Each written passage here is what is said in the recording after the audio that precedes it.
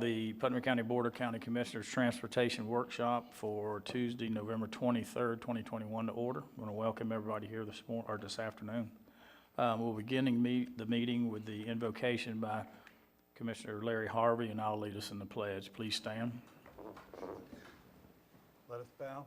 Gracious Heavenly Father, we thank you for today, a day we've never experienced before in our life.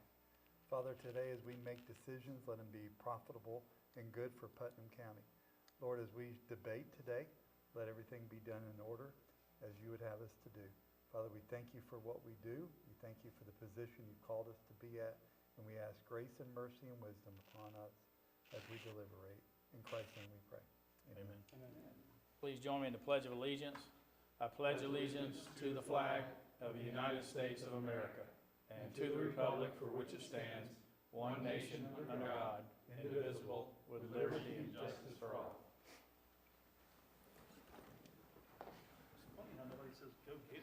Yeah, that kind of ship sailed.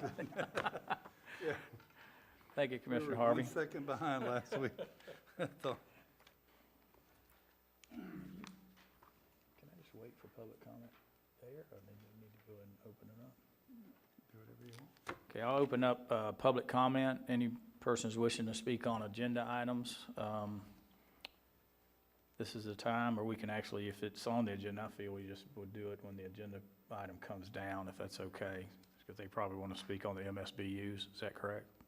Okay, Mike, we'll go ahead and start on item A, Public Works MSBU discussion. Good afternoon. Yeah, we did want to bring this forward to discuss with the commissioners about the MSBU process that we have. We just rebid all the MSBUs just this past year.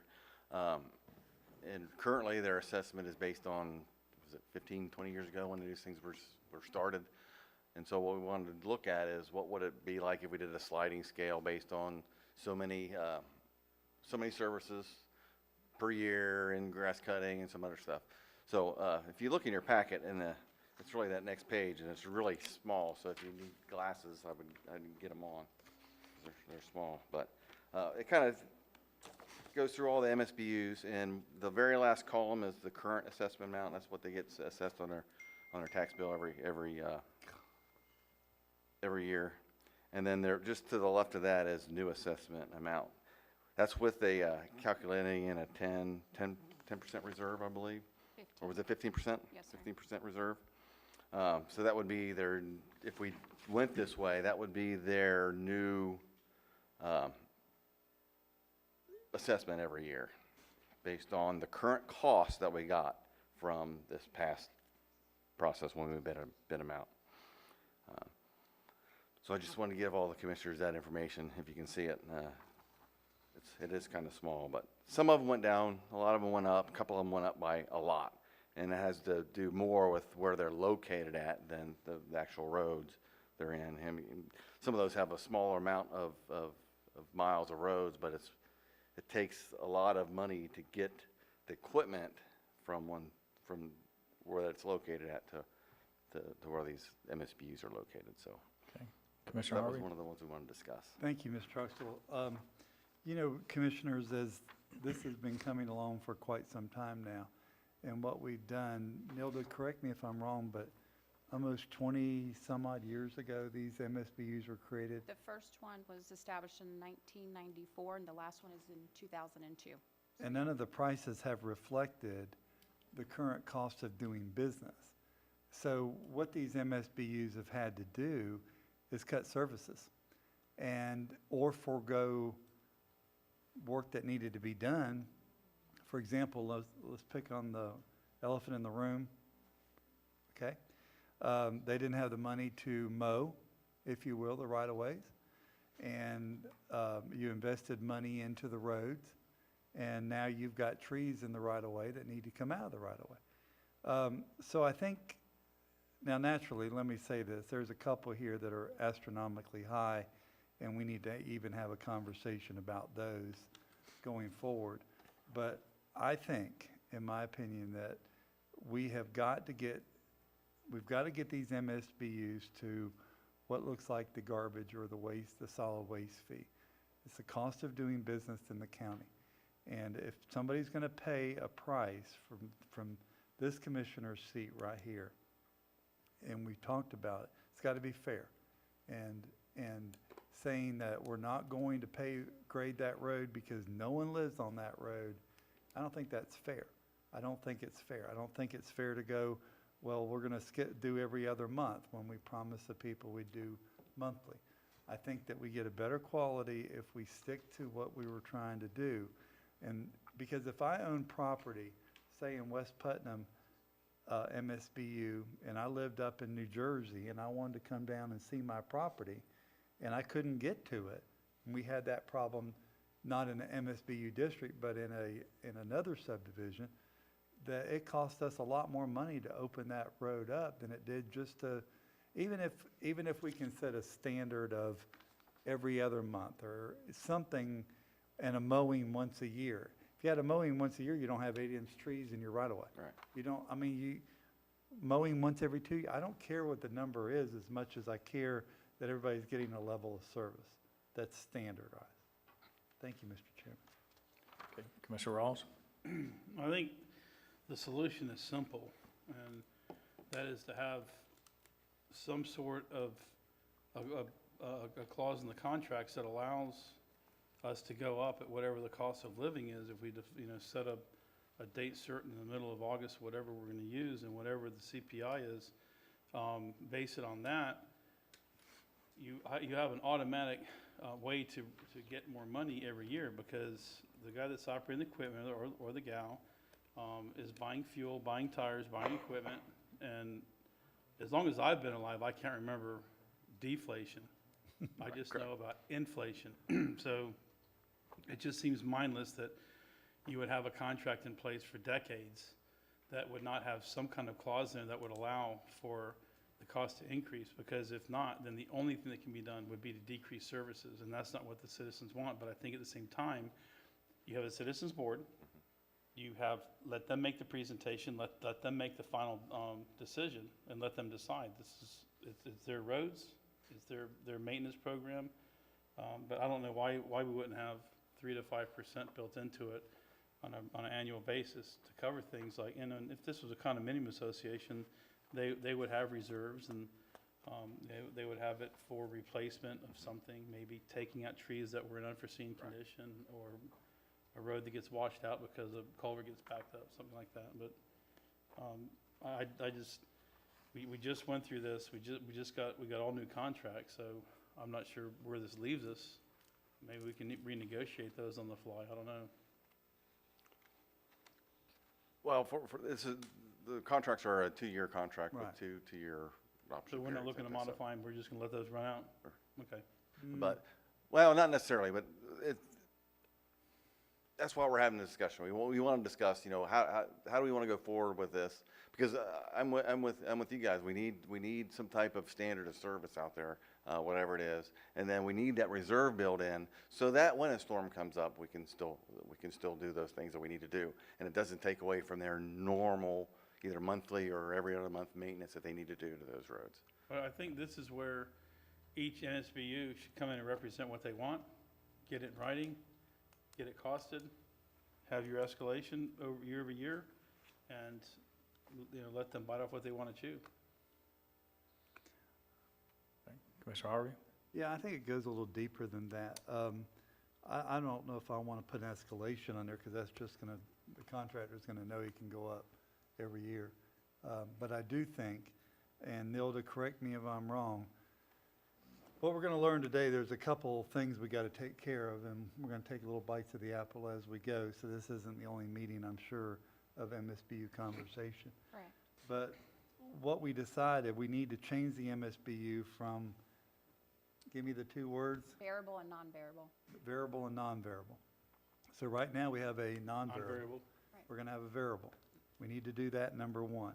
Number 2 is we got specific time dates set by the property appraiser's office to get, if we're going to do this, to get these out for next year. We missed it this year, and that's fine. We're out to bid, we're rocking and rolling. Some of us are rocking and rolling on some of the MSBU's, some of them aren't. So what's the first date, drop date certain We have to actually hold public hearings for each individual one that we're going to increase, and I would recommend by mid-March those take place. Okay. We have to have everything to the tax collector's office, property appraiser's office, no later than June for it to appear on the trim notices. Now, when you say June, is that including the, like, the cost of doing business? Correct. Because here's my point. When we start looking at the first bite of the apple, we're gonna look at price and we're gonna look at reserves, and some of these, I don't know if all of them, but there's one I know that has a hefty reserve. So you might not see an increase if we set a reserve policy, you know, because it might be kind of like the landfills making money, let's give some back to the citizens. Same scenario here.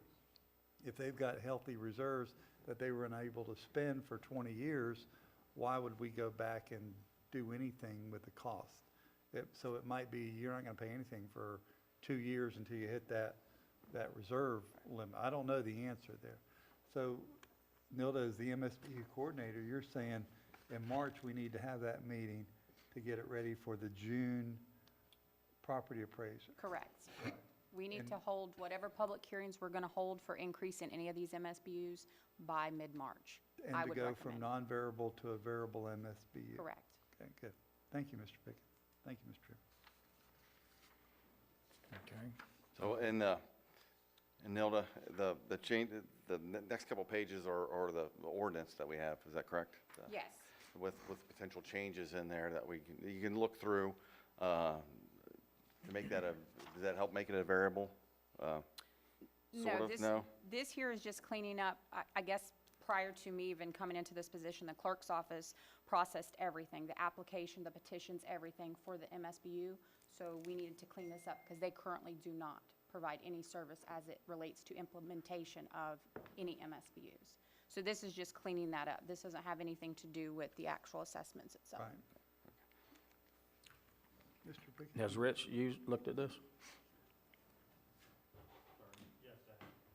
Okay. Mr. Chairman. Mr. Harvey? Nilda, you and I have spoken, and we have met with Rich, and then I kind of went off and did other things. So when I was reviewing this, I'm really not happy with some of the language.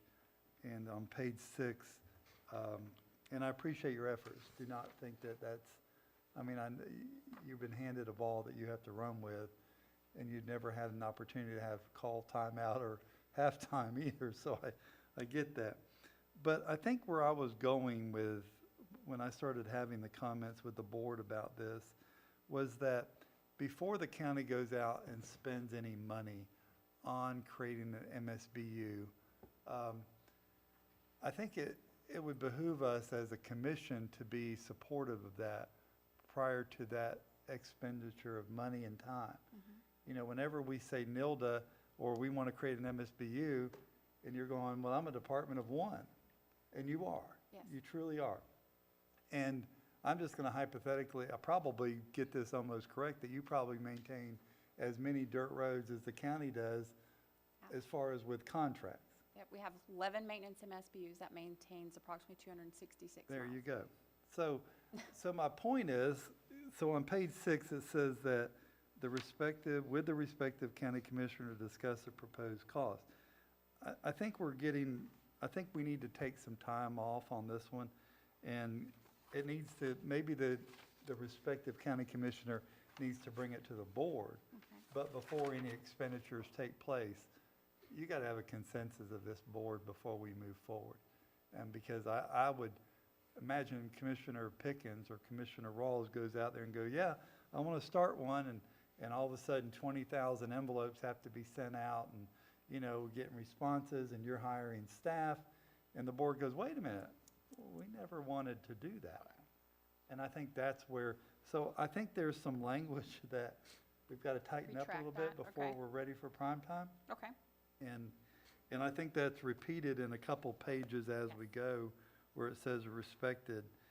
And then I want to go over to page 7, if you don't mind, Mr. Chairman, while I have the floor. On page 7, it says, if at least 60% of the effective owners. Now, I have a question for our attorney before I ask this. Mr. Commando.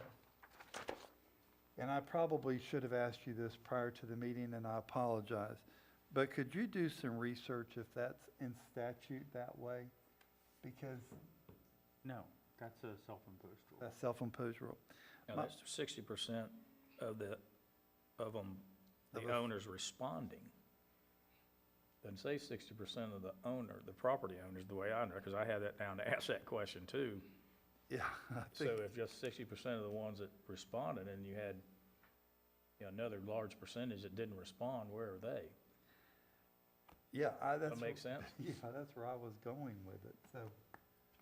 Those are tools that come to the commission for your consideration and whether or not to impose and pass the MSBU. Yeah, but the question is whether it's 60% of the people that responded or 60% of the people that have property on the road. Well, this says if at least 60% of the affected owners responding return the petition in favor of the project. So if 10 people respond and there's 100 homes and 6 say yes and 4 say no out of 100, it's a go? It doesn't make it a go. That's a criteria you evaluate as a commission. That's make the the question. Well, that's the answer. You got it right, Jeff. Yeah, you're right. Because last time we had this conversation, the answer was no. It had to be 50% or greater than 50% of the property owners. So I don't have a problem with it. And again, if I may, That part's not even changing. It was the same as it was before. I know, but we got an opinion from, block your ears, from other attorneys that had varying opinions. So it's, but I think it's time for us, we're county commissioners, and it's time, I think we should hear from the public. Do not get me wrong. Don't ever want that to be thought that I don't believe in that. But at the end of the day, when there's 20 people that live on the road, and there's another 20 that live in upstate New York or Pennsylvania. Buffalo. Whatever, and they just think that they own a piece of beautiful land in Florida, and I don't want to pay any more, it's not fair to me, and it's not fair to me that these people that live there have to be subject to the people that don't live there. And I don't mean that rudely, I really, really don't. But again, Mr. Adamsack, in your district, Hoover Road would not have been done if the county commissioners didn't step up and go, we're gonna get this done. Because the out-of-town landowners just didn't want any improvement, because they don't drive on that road. And I think that's where I'm with Mr. Commando. At the end of the day, these are self-imposed. We need to have a caveat or by order of the Board of County Commissioners. Because I do want to hear from the citizens, but at the end of the day, they elected us to do the right thing. And we will do the right thing. We'll debate it, we'll do the right thing, and we'll move forward here. And, and I'm gonna be honest with you, I don't get the calls that y'all get. I don't. If I had to get 200 miles of dirt road complaints, this would be a tough job, I'm telling you. In my district, it's tough enough, but thank God we had the MSBU's So in Rich, place. you're saying with this in there, then we couldn't override it because it's written this way? Or put a caveat on there.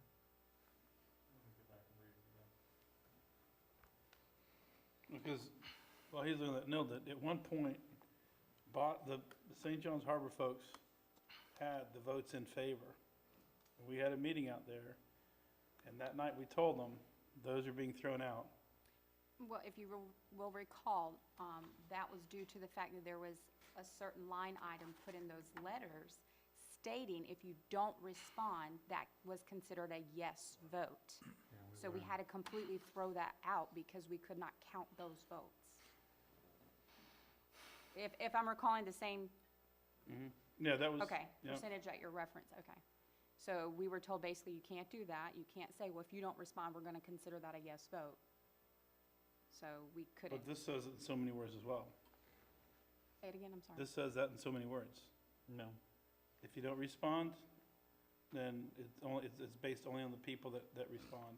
Or it says not As it being should be. counted Mm-hmm. Right. for or against the Mhm. project. Right.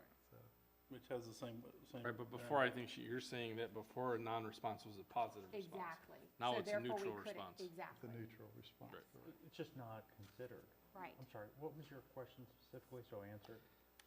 Me or him? No, Uh, I'm sorry, I think Commissioner Amzak. I was just trying to understand that you were saying, if this is in there, this block of yellow under 4, then that takes it, once it's approved by that 60%, then it's a go, it's a go.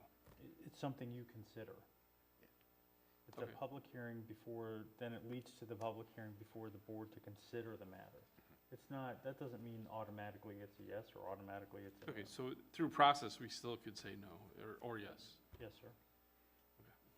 But it has to meet that even to be considered. So, It would have to be conceptually, 60% of the affected owners responding before we could even consider moving it forward. 60% of the returned responses. The responses, yes. Yes. favor of. What you don't want is, you don't want a group of 2 to 5 people bringing this to you at every meeting. You'll never get anything else done. So the idea is you want to meet a certain threshold before it actually comes to your attention for review.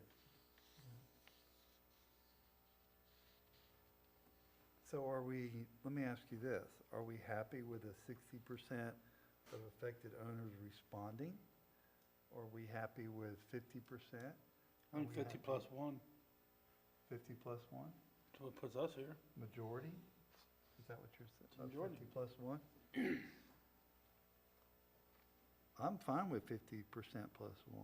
And there are some places that do 60%, 66%, 75%, based on the type of project that goes Right. forward, so. Sure.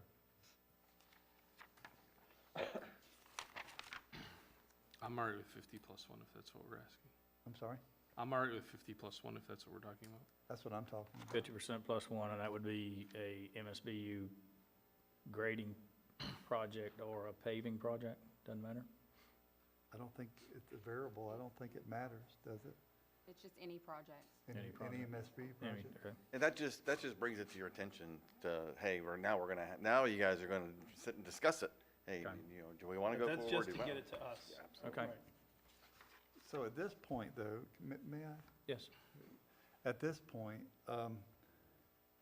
where are we at on county time when we get to page 7, paragraph 4?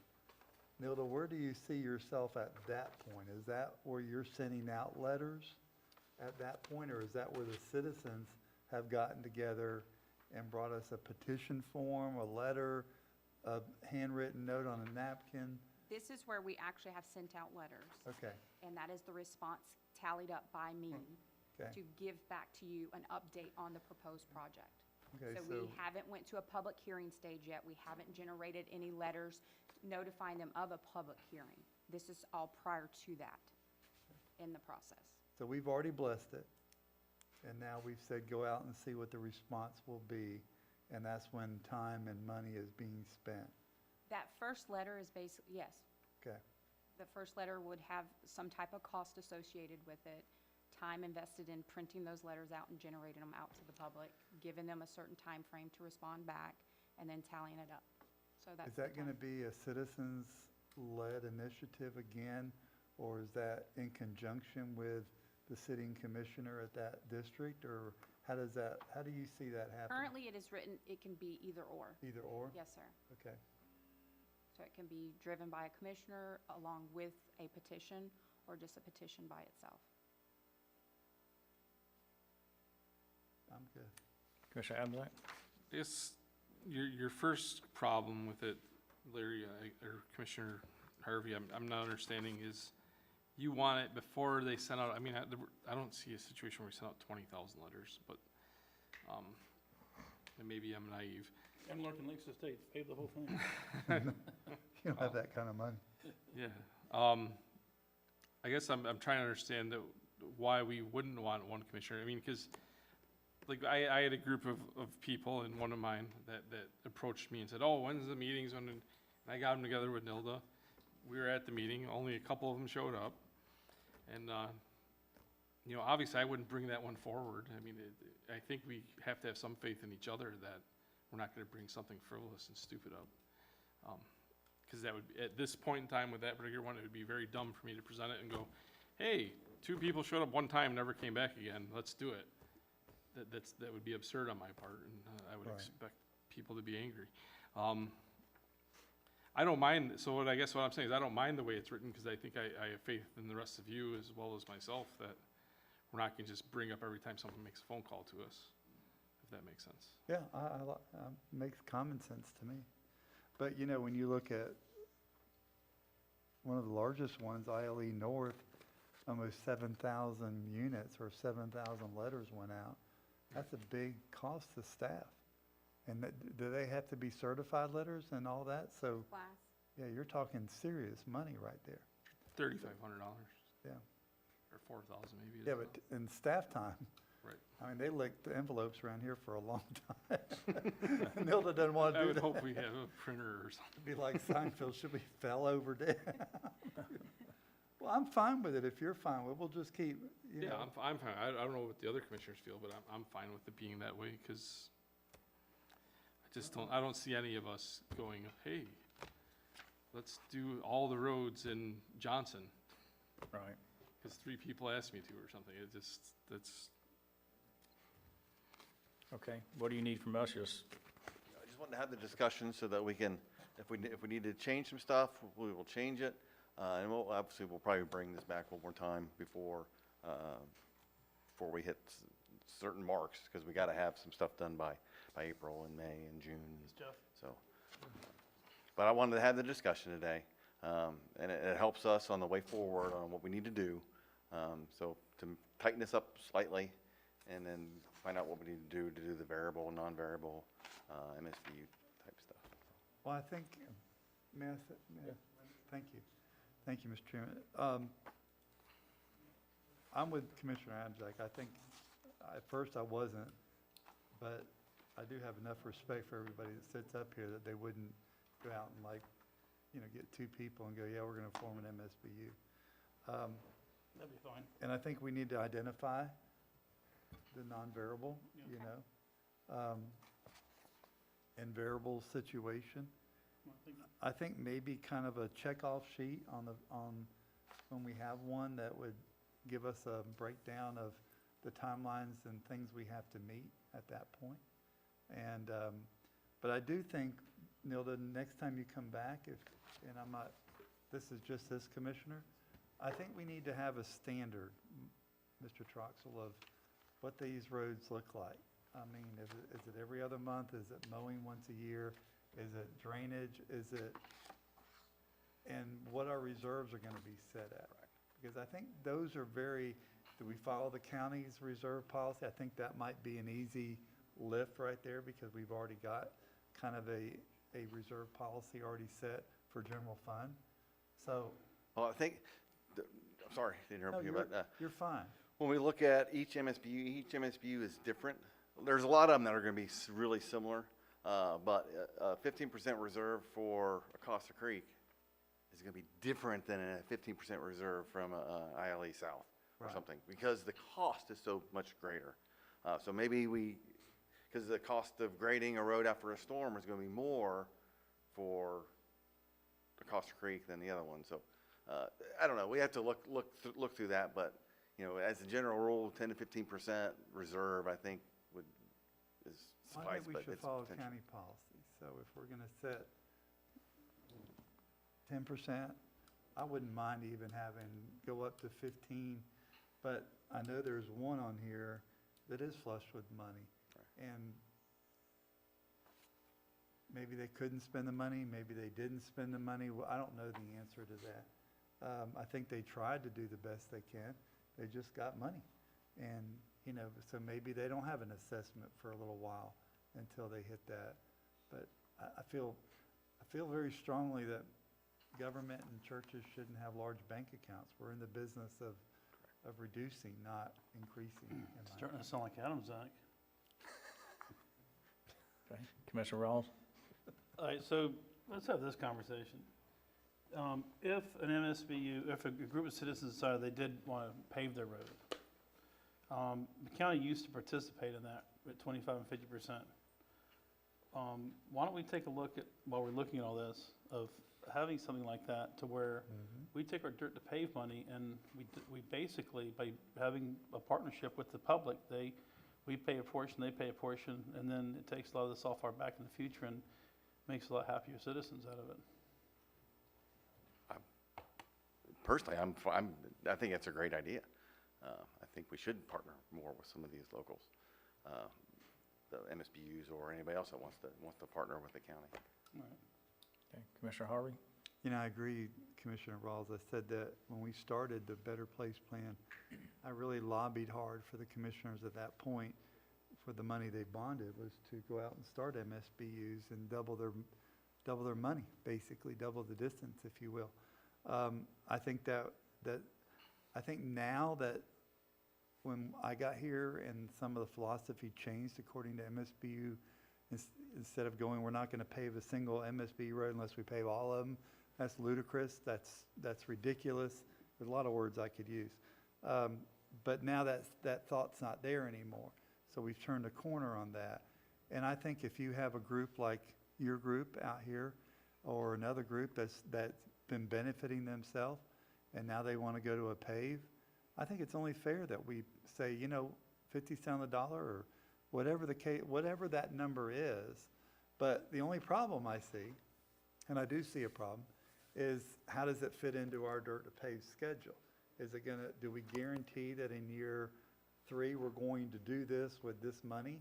Or do we set aside, $1 million a year to say, okay, you're next up? But I don't know that answer. We're not going to, I don't want to go out and bond $50 million. I don't want to do that. So, I remember, it was probably about a month ago, I was looking at different county websites for that exact thing, and there is a, I think I got it on my computer at the house, there is a county close to here that does that exact same thing. They partner, and I have to get the exact language. I have to print that out and bring it in. But yeah, there are many counties that do that. well, even if you do, but even if it's $1 million, at our current prices, we're probably not going to see more than 3 miles of road changing from dirt to pave. That's not a lot. I mean, you take, excuse me, let me do all of West Putnam at 95 miles of dirt roads. You're not going to see a whole lot, but I can tell you one thing, and I appreciate the board's patience with me when I talk about it, but in front of my house where we went from dirt to pave, we paid 100% of that road and still paid the Better Place Plan sales tax. But you know what? The wear and tear on our car, it was a given. We saved money on wear and tear. We got a road. So, but I want to help those who want to help themselves. Commissioner Adamczak? It's kind of, I was going to ask how we felt that would look, and to me, I would think you would prioritize any project that was going to fund a portion of it from the citizens directly. So you would, if you had a list of, maybe you'd have a drop dead date for that year, 3 months before we decided dirt to pave. Maybe if nothing's come in, then dirt to pave goes to what we assign it to. But if they use all of it for those type projects, I have no problem with that, because that's saving us money and facilitating getting the people that are most aggressively interested in doing it for themselves as well. So I'd be on board with that, and whether it's 25 or 50%, whatever is more enticing. So 50% makes sense to me, and I'd love to see us move that forward. I don't know how you rate that, but Yeah, I believe the county that I looked at, it was a 50% match. yeah. And I think I would cancel my other dirt to paves and do them. Absolutely. Okay, Commissioner Rawls? So I think too, what you gain is the landowners, and having a hypothetical conversation, but let's just assume, and I think we'd probably be close, that if we double the cost of the MSBU right now, say in St. John's Harbor, Tony's going, why the heck would you do that? Because I think that brings us into reality. Correct. All right, then you take that cost away and you substitute it for 50% cost share in paving. What does that really look like? And it wouldn't take a long time to run those numbers and see. And then if you take the little number and you divide it by the big number, you get that percentage. And then you get the homeowner and say, look, for 25% more, you could be driving on a paved road. Otherwise, you're gonna pay this much money and still be driving on a dirt road. I agree with Commissioner Harvey, we need to set a minimum, a minimum standard and then stick to it. And I think part of the problem that the entire county has had to endure is, and one of the phone calls that, I'll save the phone call right now and tell you, the landscaping crew that we hired to maintain 160 Comfort Road, when I came in the other day, they mowed the ditches, did a great job. I didn't tell them it wasn't their responsibility, not part of their contract, they don't know, it doesn't matter, but, They do now. yeah. They hopefully they're not mowing grass and not watching TV. Yeah, right. But the truth is that, the ditches have been full of organics for a long time. So this would help that along as well, because when you're paving roads, you're fixing your drainage issues at the same time. You know, I still think that we should take a look at having a countywide MSBU for drainage and taking advantage of that and do that at the same time, but, you know, I agree with Commissioner Adams that why not take a hard look? If we have somebody willing to participate at a 50% level with us, why don't we, go at that angle? And then when somebody says, what does it take for me to get my road paved? We say, easy, let's have a meeting with your folks, send letters out, set up an MSBU, and we'll pay for half and you pay for half. Okay, Commissioner Harvey? We'll Thank- wrap this up after that one. Okay. Commissioner Rolls, you're right, and I just kind of ran some numbers at 400,000 for 4.3 miles of roads in the MSBU. Your new assessment with reserves would be $238, but 238? 238 per parcel. But if that number is correct, 400,000 per mile times 4.3, and divide, that would leave that's $725,000. Divide that by the 449 affected partial, no, there's only, 449, 200 per parcel. no, St. John's Harbor's got 449 units. So you would see a number of $1,612 or $14. And if you divide that over a 10-year period, now your assessment's $161. And what is So- it right now for dirt? Right now for cost of grading, let's see, $34.96. So it- And I would imagine it's probably gonna be in the $75 to $100 range. Well, If you leave it at dirt. 230 something. I thought you were saying to pave. No, but it would be 161 if you divide it by 10 years to pay it. So, Right, so you're talking, so then you're only savings. selling $130 more a year Yeah. for 10 years What- to get a road paved. Look I don't what know. that saves, look what that saves us in the way of, Yeah. frustration, Correct. and the people that live out there especially. And this is exactly what I wanted to have the discussion today, so it's been good. I think it's a great I'm gonna discussion. say one last thing, if you don't mind. Okay, And I think the one caveat to this is it makes it more favorable for people to do it, right? So we don't have people as upset, because if we have it in a advertised manner that everyone understands and that they know if they participate, we're gonna participate, you know, these guys aren't gonna be mad at us. Incentivizing it. Yeah. I love it. okay. We know you don't want your roads paved, you like things with. No, that's wrong. We want our roads paved. Yeah. If you We give your would love name, to have them paved tomorrow. give your but- name and address for the record, Yeah. please, if you would. Bill Thompson, 123 Kingfish Avenue, Palaca, St. John's Harbor, Unit 3. I'm the MSBU chairman for the Citizen Committee. And we did meet a couple of weeks ago, and we try to meet now, trying to meet every month. But consensus of the committee is that the cost of this contract, this new contract, is just absolutely not affordable. We're going to be out of money in less than 6 months if we do nothing but blade roads. That's not taking care of any drainage or anything else. So, yeah, something has to be done. Yeah, we would like to see, if in a perfect world, do away with the MSBU, come and pave our roads tomorrow. We're not naive enough to know that's going to happen. But we need to have a goal to work toward that. I've been in this location for about 20 years, you know, and I'm tired of eating dirt. Because no matter what you do to these roads, you're putting Band-Aids on sand, you know, and they're going to fall off. they're not gonna stick, they're not permanent. So, you know, we need a plan to do something permanent out there.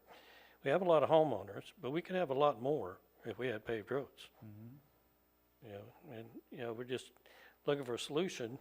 If you want to increase our rates by $200 a year per parcel, I own 5 parcels, that's $1,000 for me.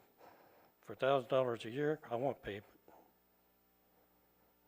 Okay, I mean, so, yeah, I just, some of the cost of this contract, some of it, like just the blading went from $270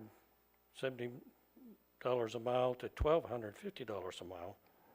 And we put some work orders in for this month and had to cancel them because we have 2 miles of the 4 miles is lime rock.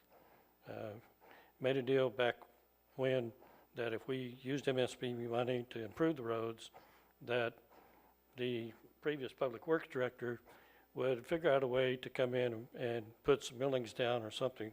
Well, that never happened. You know, that was under Bob Burton, which goes back, you know, a long time ago.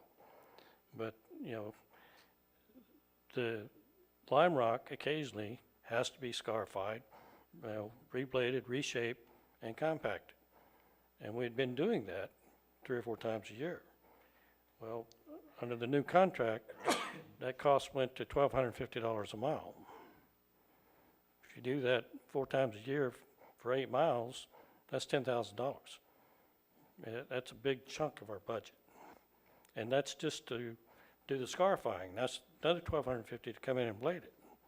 And then more money for the roller. So, you know, I mean, there's no way under this current contract that we're affordable.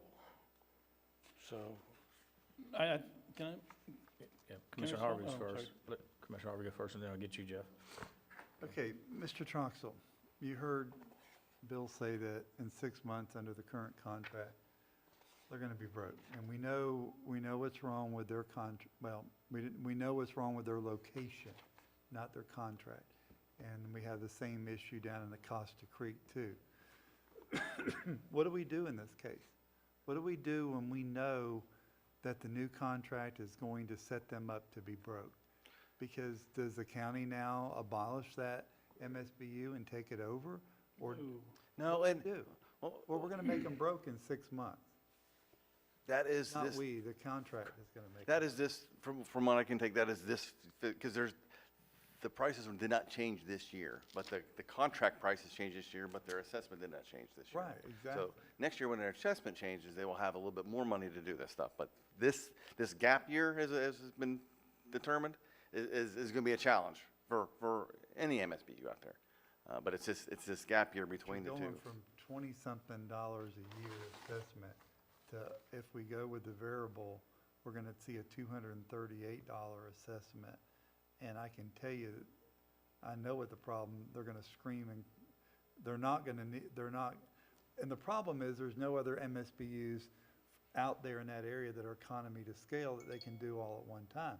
That's why the bid price got so high. They have to haul equipment out there. Absolutely, and it's Yeah. just, it's the cost of hauling equipment. Is if we do a project down in the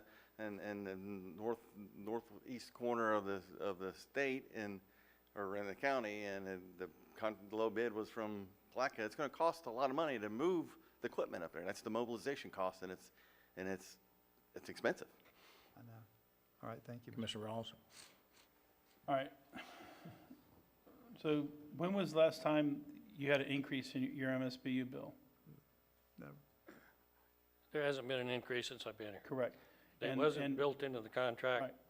But did you ever wake up one morning and think, you know, cost of living has gone up over the past 10 years, 30 to 35%, but we're really blessed because of people keep Well, grading the roads. You say that, and I understand that. Believe me, I do. I actually worked for Public Works at Nilda's job back in early 2000s.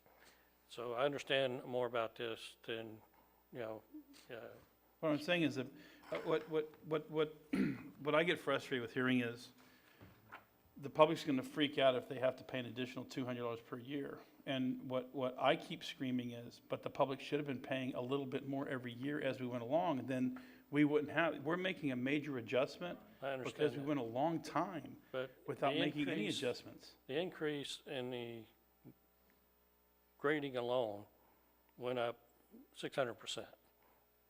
600% over 20 years. Doubt that- it, but that's if a you look at the huge cost of margin. equipment, What's that? look at the cost of equipment. Just in the past 18 months, don't even go back more than 18 months, just go back 18 months and look what's happened to the cost of equipment, tires, labor. Fuel? Yeah, Yep. so it's gonna be a cyclical conversation. We're trying to come up with a solution. We have a viable solution. You have 5 lots. You're the unique individual, but for the average person that just has 1 lot, you have the option of selling all 4 lots and keeping Right. one and paying Sell one. all 5 of them. Go to Right. Clay County on a paved road. Right, so most people are gonna say they just have 1 lot, they're gonna have 1 share. But, you know, and this is gonna happen, this is my frustration with MSBU's, every time somebody says, yeah, but I have a house and 3 vacant lots. Why should I have to pay more?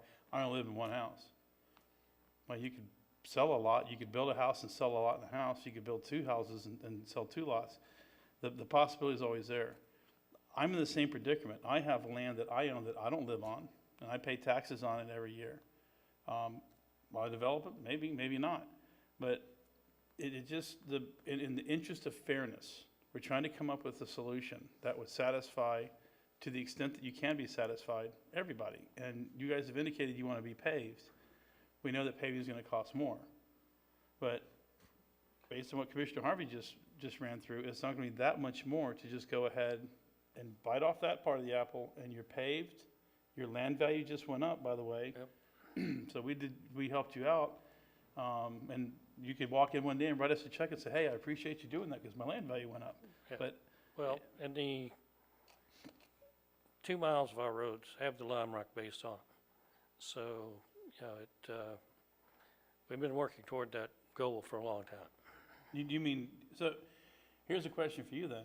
How good is that lime rock base now that it's been down and rained on and scarified and, you know, it'd have to be proctored and tested. I would not go on the assumption that what you have is usable, is my point. No, we'd have to test it. I mean, again, depends on how, well, last time they put it down, how thick did they put it down, that type of thing. But yeah, you'd have to have it tested to see what kind of load bearing capacity it has. Yeah, I'm just saying, it may be great and that could be a huge savings, but it could also have to be taken up. Yeah, well, I won't say our roads are great. If they're great, we wouldn't be here. Right. If I was in your position, I would be talking to my neighbors about paving and taking the county up. If we can get to a point where we can afford that other 50%, I think, and then, you know, going forward, now we're incentivizing the taxpayers here to help themselves. We, you know, joining with them, and we'll end up with a lot more paved miles of road that way and a lot happier customers. Well, I know when we sent these letters out before, the responses we got back, wasn't that percentage greater than the 50%? But she said those were no good because they had that language in there that, so yes, it was. It was over 50%. It was over 60% if I remember correctly, but they were thrown out. Okay, Commissioner Adams, Zach? So I don't think fairness has anything to do with it. There's people in this county that live on private roads. There's people in this county that live on paved roads. There's people that live on dirt roads. You know what your road was when you bought it. I'm not talking specifically to you guys. I'm talking to everybody. I live on a private road. I would be blessed if I can only spend $1,000 a year to maintain the road from my house to the end with my neighbors. It's way more than $1,000 a year for our group of people that live on my road.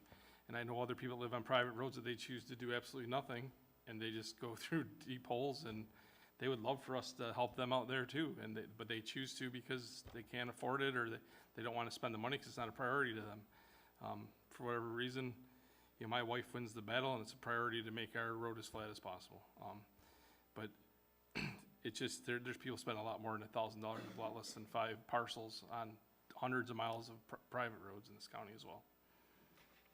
If you're talking about fairness, what are we doing for them? We're not gonna do anything for them. Okay, all right, so with this, we want to move this, where y'all going to take this back and then bring it back to us one more time? Yeah, we'll take the suggestions we got and we'll tweak some stuff, then we'll bring it back. Would it be a lot of effort for you to take St. John's Harbor and just run the numbers loosely on? Yeah, we can do that.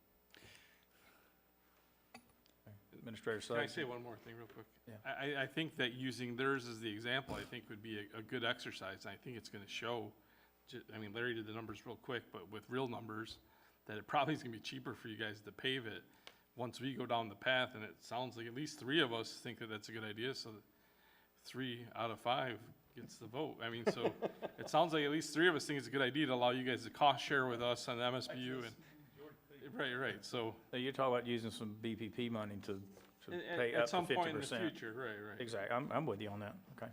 There you go. 4. Okay, Administrator Suggs? Yes, sir, just a couple things. This is for Nilda's sake. A lot of conversation's been had here today.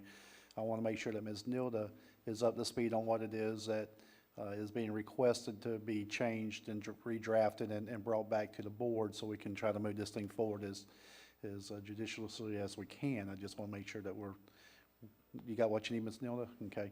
And you're welcome. And if there's any movement forward on the discussion of doing exactly what you're talking about, using dirt to pave dollars to offset these costs, we may need to look at some structured language and changes to make that happen for the board as well. But we'll take that direction as that conversation moves forward. Yeah, the BPP money not as we could find it, right? Yeah, well, Just can't, you might want to look at putting a certain amount of BPP for that. That's just, You know, you don't want an influx of 100 different MSBU's. Hey, we That's wanna correct, we wanna because- do it now, and we won't have any money. yeah, so let's be, yeah, just want to be cautious about it because we do have a set policy by the board on how much money we set aside every year for dirt to pave. So if we're going to change that structure, we're going to need to come back and draft new policy to meet the board's new desire. But we can do that with the direction of the board once we figure out where it is that we want to fall with this. You know, we also have to be mindful of the other costs that are associated with BPP, that we don't exceed the costs that we have coming in. Right. Okay, Commissioner Rawls? Off topic, but it's relevant. With we talked about the Kroger being in town and selling groceries here. You know, they're local, they collect state tax, we get our 1% off that. But with all the money that's being spent online, I just wonder if anybody's able to tell if we're getting 100% of what we should be getting for the PPP, or has anybody looked at that? We're losing money? Talking about online sales tax coming back to county.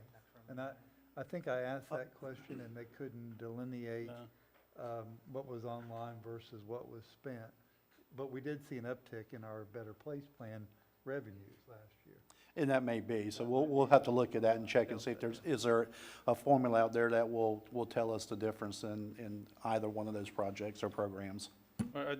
You know, we could float a bond and put money out there, and it would save us. You know, one thing that flashed in my mind is, has the county sat down to see what it would take for the county to maintain that road out, to maintain those roads out there if they were left as dirt?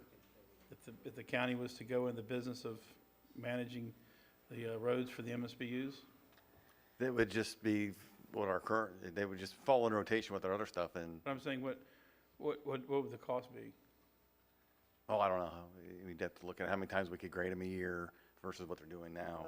I don't think it'd So be the there- same there would be a cost lot as more. what we're doing a road for now. It just would slow down the whole process, and everybody would receive less service. That's right. Yeah. Because unless we could expand and have 7 graders, and then all the other workers too, I think it would just slow the whole process down. Well, I think at the end of the day, getting off of dirt and getting on the pavement is gonna be the way to go.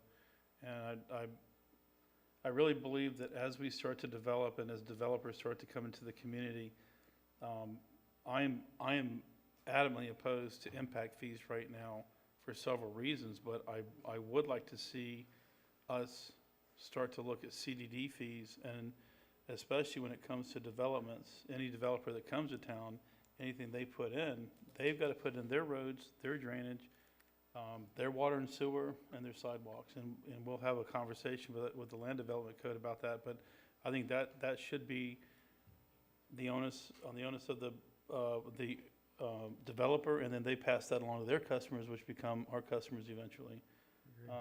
And we can help them out by helping them raise money, but it comes back to us, and then we don't have to worry about that. But, Yeah, I would definitely take a look at, St. John's Harbor is probably not the worst, but maybe one of the worst case scenarios. So if you ran those numbers and get that percentage, see what the increase would be. Okay. Because we know what it's gonna be, not next, well, I guess it would be next year, right? Yeah, if we go down this road.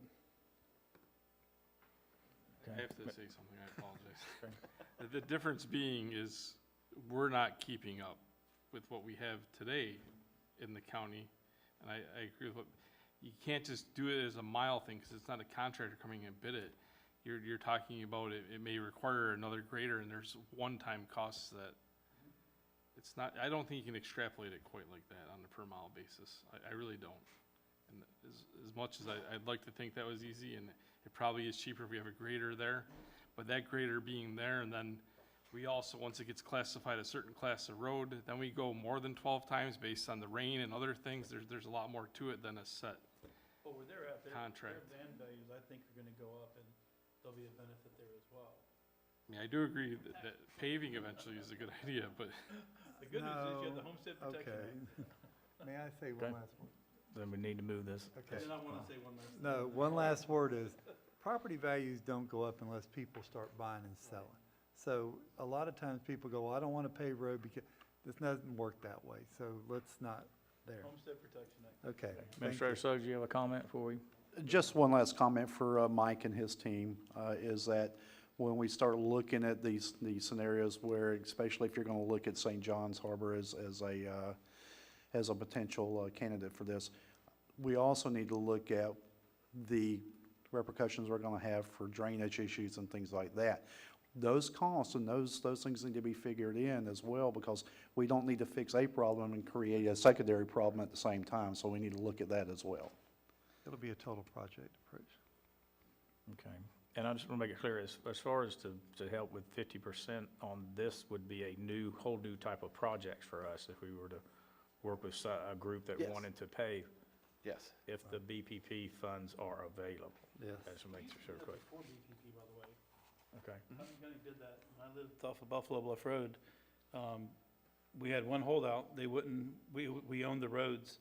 One person would not sign over their easement. Easement. But had we gotten that, the county was offering 50% match, and the homeowners had just paid the other half over 15 years. Okay. All right, so we move that forward. So we'll move to item B. And I might just mention that if we take, as long as we did on the rest of these, as we did this one, that we'll have to break for the 5:05 and then come back and we'll finish up around 7 o'clock. We can go pretty quick. The rest of these should It's go. that nighttime meeting I've always wanted. You can have it. This next one is just based on our scrap and applications, what we're recommending to the board to submit for, that is due in December. There were 4 projects, and those were our priority orders that we wanted to present to you. First one was widening resurfacing of 315 from State Route 20 to County Road 310. You can go down the list, but those were our priorities if we were to submit these. I think we can submit 4 in priority order to FDOT. So I got a question on, Okay. on, Wait a minute, Commissioner Harvey's first, Mr. Rawls, and then we'll get sorry. you. I don't want to go into too much detail. I've shared with staff some of my conversations recently and my visits to Tallahassee. Commissioners, I think item number 1 and number 2, we could easily, and even 3 and 4, we could easily put a priority letter together for Representative Payne and Senator Perry and see if this funding can't get moved up some. I'm understanding there is additional dollars in Tallahassee for projects of great concern. Naturally, I don't travel on 3 and 4, but I do on 1 and 2, and those roads are falling apart and waiting more and more time. But I've been privy to conversations where money's available, and I think we should, as a board, send a letter to our representative and our senator asking them to see if they can't move these 2 projects or all 4 projects up to get these done to benefit the citizens of our county. And I don't want to go in more detail than that, if you don't mind. Okay? Yep. But this is just, hey, we need to submit applications. I get it. And so we would, if you're okay with this in priority Okay. order, what we'll do is we'll bring this back in December because we need a resolution to go with the packages. So unless you wanted to change some of these priorities or have. Well, you've, Okay, Commissioner Rawls? you've got Palmetto Bluff Road on there, and you've got, crap, what's that road that we, Milliken? Milliken, yeah. What's gonna be done at that juncture? Well, Milliken Road, I mean, this is just resurfacing and widening that. They would fix any drainage that was connecting to Milliken, but they wouldn't do anything with Milliken. This is just resurfacing, Palmetto Bluff Road. Because that's a problem area where Milliken has Palmetto Bluff. Calm down, calm down. But part of the thing could be fixing the drainage along Palmetto Bluff, but it wouldn't, Okay. I couldn't do anything with Milliken Road itself. We'll be out there next week looking at that, so. Okay. All right. Okay, Commissioner Adamsack? So I guess my question is if we're really looking to, is there a limit on the size of the project or something? I mean, why couldn't we call widening and resurfacing of County Road 315 from State Road 20 to County Road 310 to Marion County line? I mean, 310 to Marion County line is one, and then we could add a fourth. I don't know, Mike, do you know why we broke them up? I can reach out to DOT and see if that's an option. Yeah, But 'cause- normally we divide them up. I think around 4 million is usually what our max is. But I haven't seen an application for more than that for these grant applications. Okay. Okay. Just to me, that maybe gives us the option to add another one, All right. given what Commissioner Harvey's saying that there might be, and I've heard the same thing actually, so that there may be additional money out there this year, and then we also know there's federal money coming too. Yeah. $1.4 trillion worth. Thanks. Commissioner Harvey? Thank you. Sorry for being a little aggressive today. I remember doing that the last time. I do think, though, I'm a wave in support of all 4 projects, and I think the board does. I do think, though, that a letter to our representatives asking them to see if they could advance the funding and get these projects moved forward while we're doing County Road 315 soon anyway. I think that with the chairman's signature, I would support that. Okay, all right, so wave and support, we'll move it forward. Okay, It didn't take long, did it? okay, item C, This one is discussion of just getting rid of the pre-qualification requirements for our dirt to pave roads with the DOT certifications in it. I know we talked about that last time when the bids came in, but I wanted to bring it back one more time and say, when we're doing dirt to pave, it's not major county roads. Most of them are smaller roads. I think we can get away with not putting in the FDOT requirements for, they don't have to be pre-certified in asphalt, they don't have to be pre-certified in drainage or any of those. We will still specify that they meet FDOT requirements as far as the type of asphalt they use and the amount of base they put down and what it's gotta be compacted to. All those specifications for FDOT will be put into the contract, but they don't have to be pre-qualified. So since Commissioner Turner's not here, I'll interrupt you, and do you all agree with this? well, we got a few more comments. I was trying. Commissioner Harvey? That was pretty good there, Commissioner. Well, that's what I you would've appreciate done I'm trying to if you figure out would've what he done it. said there. I'm trying to figure what he said. He said, since Commissioner appreciate the Turner's not list. here, I'll interrupt you. No, because that's what he does when he's like, let's just move it forward. Okay, so what we're talking about today is a $250,000 per project, correct? Meeting FDOT specs. Correct. I need an answer on what cumulative and not cumulative, and I think that's the only part I'm hung up on. Well, if we waive it completely, you don't, that cumulative doesn't even come into And play. I'm good with it. 250 doesn't matter. Right. Wave and support. Okay.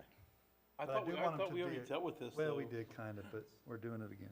So just so we're clear, it doesn't matter. I don't care if the specifications are written to FDOT standards or if we have our own standards that we want to follow. As long as when you put the bid out and the specifications are supposed to be adhered to, somebody can go back and make sure that they built it to plans and specs, right? Correct. I'm not in love with DOT specs and standards. I think there's a lot of opportunities for us to write, and when I first got elected, your predecessor showed me that we had our own standards, we had our own designs for roads that we followed. Are we away from that now? I've never heard that, but I'll go back and look, but, He showed me, because we were talking about smaller roads. Mhm. Part of the frustration is people are saying, you come in here on these roads that are barely traveled and you pave them, which, I got a phone call the other day from the Plaquemine Daily News about one over here off of Palm Avenue, and the answer was, well, now we don't have to send the road grader down to it. You know, Right. why did you do that little road over there? But that road barely gets used anyway, so you don't necessarily need to build that to DOT spec to make it last for 15 years. you're right. But that was just the standard they've used, at least since I've been here, is the DOT specs, but, Like, we read our own green book, is what I'm saying. yeah. Well, right now, this is what we're dealing with here. This is what we're dealing with, and I'm saying we just, Yeah, the local contractor's gonna love this. Yeah. Okay, Julianne, you had a comment? Yes, sir, Chairman. If the board doesn't mind, this particular caveat has been discussed at great lengths for probably 3 years at least. I've been here 3.5. And there's been a wide range of tolerance on the board's end. And so I would just ask that we have some sort of formal, more than just a waive and support on this particular item, if we're going to waive it altogether, so that staff has clear direction on county-funded projects. I'll make a motion. Thank you. Make a motion that we follow the advice of our staff, that we waive the requirement on county-owned roads to not require DOT certification for contractors that are performing the work with no limit. Second. Okay, we got a proper motion, a proper second. For discussion, explain with no limit, explain that. So before, we had a $250,000 limit, but we were saying that they could, if the job was $250,000 or less, then they did not have to be DOT qualified. Now what we're saying is, if we throw out the DOT qualification, it goes without saying that there is no limit, basically. So if it's a county owned road and county maintained, we can. or county funded is County the funded, yeah. big. We can put them out there without having to have the DOT qualification, and it could be a $300,000 or $400,000 or $500,000 job. One point to add to that, it would need to be a county-funded project. Now, if it's a FDOT-funded project, the Right. certification is still.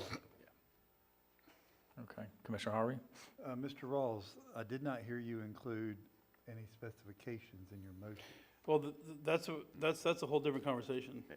This is just getting the contractors qualified to do the work. Once they get the job, the specifications are written into the, Okay, I'm if fine they with that. require DOT standards, then I'm fine with that, as long as we have some standard in place. Yeah. Thank you. Okay, and DOT certified, can you give me a short explanation of that? Because I remember when we were talking to a company about being, I think having a DOT certification, it had nothing to do with having the skills to perform the job. Right. It was monetary. it was a monetary deal of really to prove that you had the financial backing to be able to correct a mistake, and it was an official audit also. So is that what we're waiving, or are we waiving actual qualifications? Well, FDOT has a pre-qualification sector out there. You know, you can be pre-qualified for asphalt. You can be pre-qualified for drainage. And so, and there probably is a little bit of everything you talked about in there. One, they probably got to do the job, but they got to have the money backing. They got to do some other stuff in there as well. So it's not just, hey, can they do the job? There's probably some other stuff in there as well. But that's what that is. And not some of the larger companies are pre-certified through FDOT, but some of the smaller ones are not. And some of these smaller ones can do the exact same good job as the larger ones. They just don't have. They didn't pay the money to FDOT to get that pre-certification. Okay, and you feel comfortable with this? Okay. All right, we've got a proper motion, we've got a proper second. Any further discussion? Seeing none, all in favor indicate by saying aye. Aye. Aye. Opposed, same sign. Okay.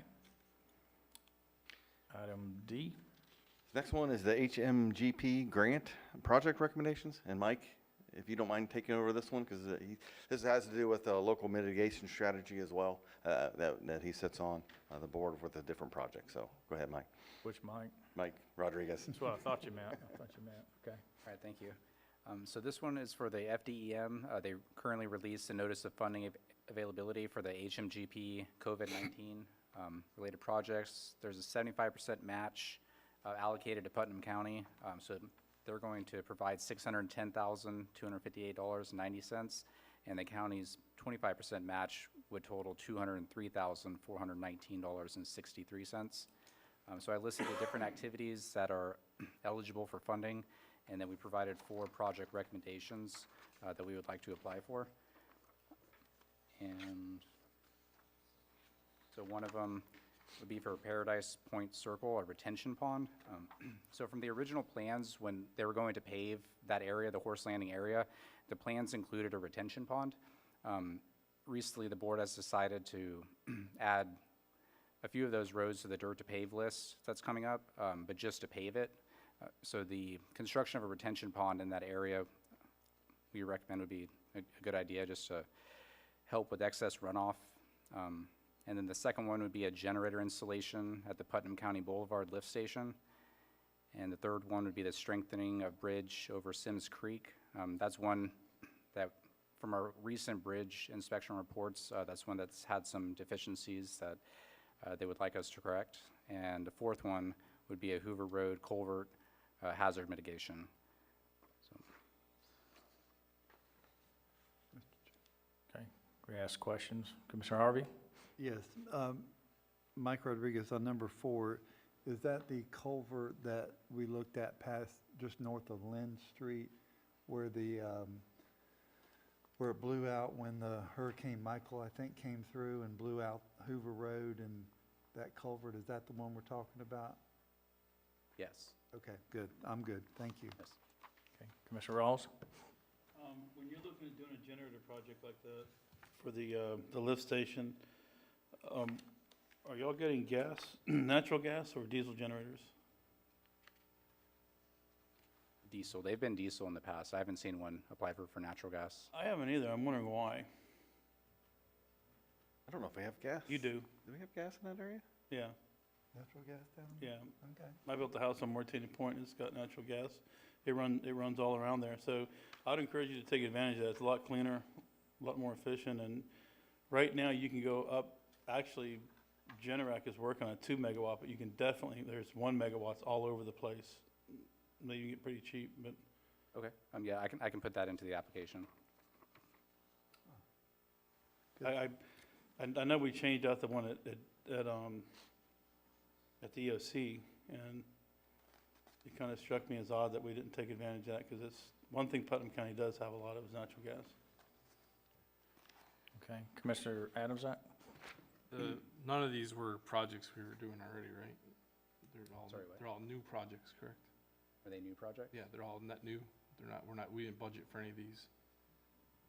Or did we No. budget for some? No, none of these are in our Okay. capital budget or anything. So the county match, where are we gonna pull those funds from? Would that be from general fund reserve, or if we got this all approved? If we are awarded all of these, then yes, that would be where we would pull it, because the transportation fund doesn't have the reserves to match that. But until an actual award comes through and we know what type of match is gonna be required, we wouldn't allocate any dollars. Okay, thank you. Commissioner Harvey? Mr. Chairman, do you need a motion on this? Would this be a proper, okay.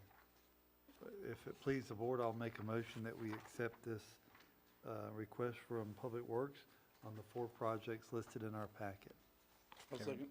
Got a proper motion by Commissioner Harvey and a proper second by Commissioner Rawls. Any further discussion? Okay. Commissioner Adams? We still would have the opportunity if these came back and we had something happen between now and then where we didn't have the money in general fund reserves, we had a hurricane or something that we could say no at that time if we had to, correct? Sure, at the time of the funding agreement, you can deny it. Okay, thank you. And may I say, we could do 1, 2, 3, whatever the funding, whatever we had available at that point, right? Yes, sir. Yeah, okay, good.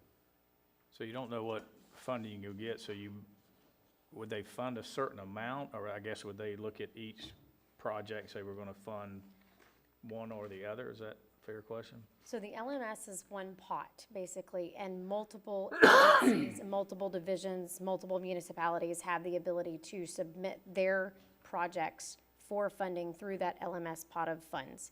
So there may be emergency services grants, they may be City of Crescent City, the town of Wielaka, the city of Palatka, all of these municipalities and agencies within our Putnam County have the ability to qualify for this pool of funding. What gets awarded will be up to the projects that score out based on the LMS criteria. Then we would come back to you all if they were grants that were secured by any of your Putnam County divisions and seek to determine if the board wanted to accept it and to furnish the match funds, or if you wanted to deny it. Okay, any further questions? Okay, all in favor indicate by saying aye. Aye. Pose same sign. Okay, move forward. Item E.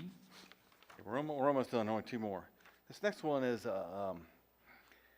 there's a particular road, Mclean Road down south, that's currently a Class 2, but it's causing us a lot of issues. There's some drainage issues that are causing us to go down there way more often than a normal Class 2 road. So what we want to do is look at, as far as public work goes, is moving that one to a Class 1. I know that might I hope it doesn't set a bad precedence, but it's taking a lot of our time down there. And so what I would like to do is maybe looking at this, moving this to a Class 1 and then potentially getting it paved at a future date. We don't typically pave Class 2 roads, so this is one of those roads. There's not that many of them in the county, but this is one of them that really causes us some heartburn on multiple occasions. So I just wanted to bring that to the board and see what you guys thought. Okay, Commissioner Adamsack? So the idea is, because we normally don't pave Class 2 roads, you want it to be a Class 1 road, and that makes it opportunity for you to put on dirt to pave for that commissioner to say, hey, because it helps us and it saves us money to pave it. I would hope that we could find a mechanism that doesn't require all of that. That if there's a Class 2 road in my district that needs to be paved, and it's one of these one-offs, I think we have one road we did that you said, hey, I know this doesn't score high, but this is gonna save us because it's the only road out there. I think Commissioner Rawls just mentioned the same thing. Let me know what it is and I'll put it on. I mean, I think that's how we need to handle these. I think going through this, then we're gonna have a lot of people saying, I want my road to be Class 1 because then they know that there's more service that comes with that. I think this is a roundabout way to do something that seems awkward to me. That's the nicest word I can use. Okay, Commissioner Harvey? Yeah, I'm with Commissioner Adamsack, Mr. Chairman, and fellow board members. I believe that this is a managerial type decision, and I think if it saves the county, and if there's a mechanism in play that we can go ahead and do that, I don't know if I need to hear every one of those. I think common sense is prevailing at this time in our county, and I appreciate that. So I'm just saying I support what you're trying to do, and I want you to find a mechanism to make it easier for you to go forward and improve our county. Okay, Commissioner Rawls? I mean, pretty much everything I was gonna say has been said, so you're just trying to get to the point where you can pave it.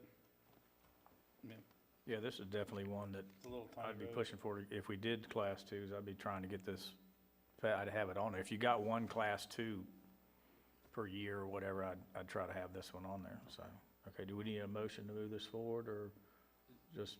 Yeah, Mr. Chairman, I make a motion that we change Mclean Boulevard to a Class 1 dirt road. You got a proper motion by Commissioner Harvey? You could, I don't like the process, so I don't, I thought you were leaning into Change second. the process down the road, but let's move. I'll second for discussion.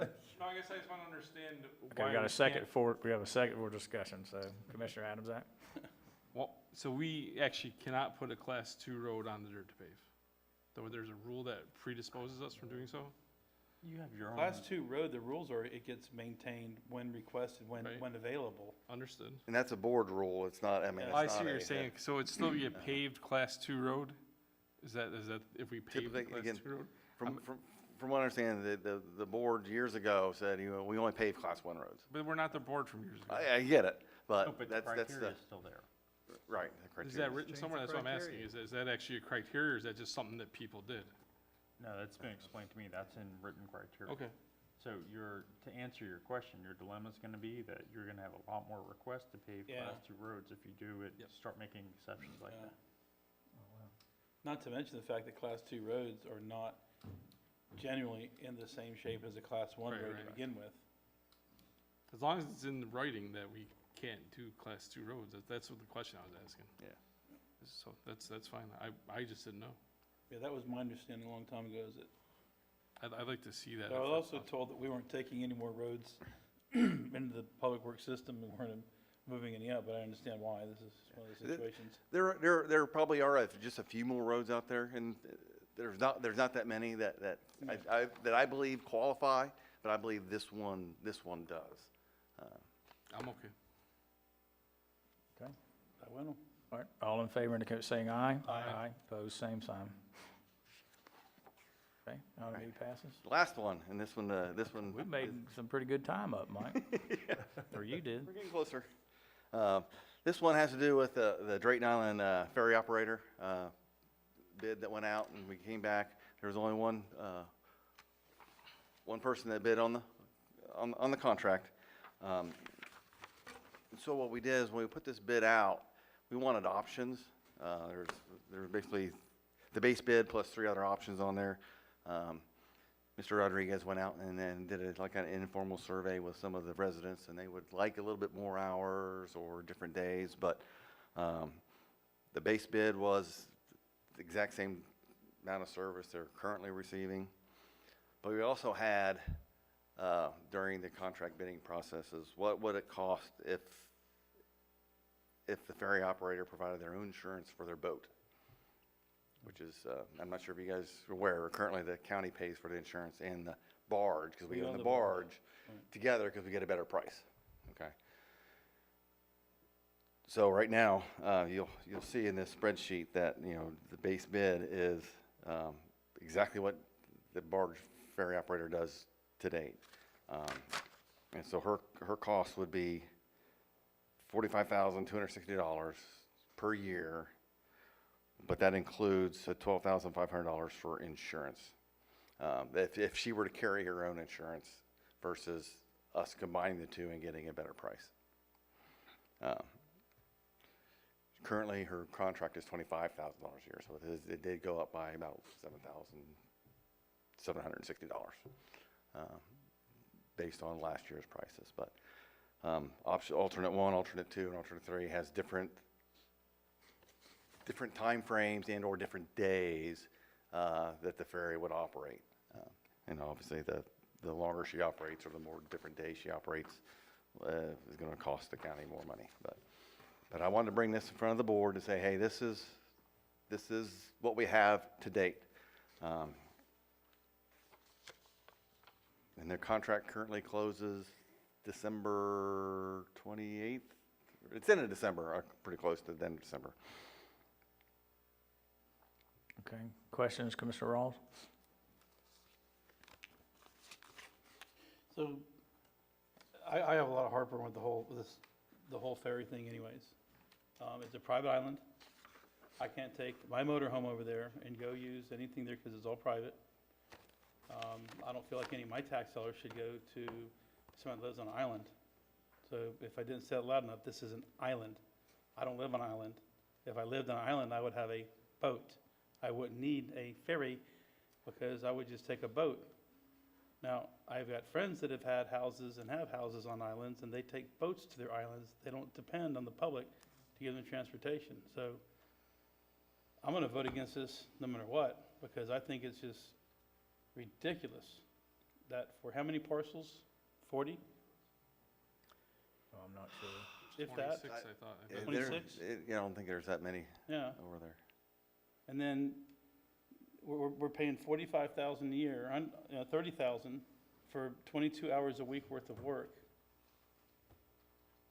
That's a big number. And on top of that, they charge to use the ferry. Yes. I think the thing is wrong. We should be out of the business. Sell the barge, build a parking lot.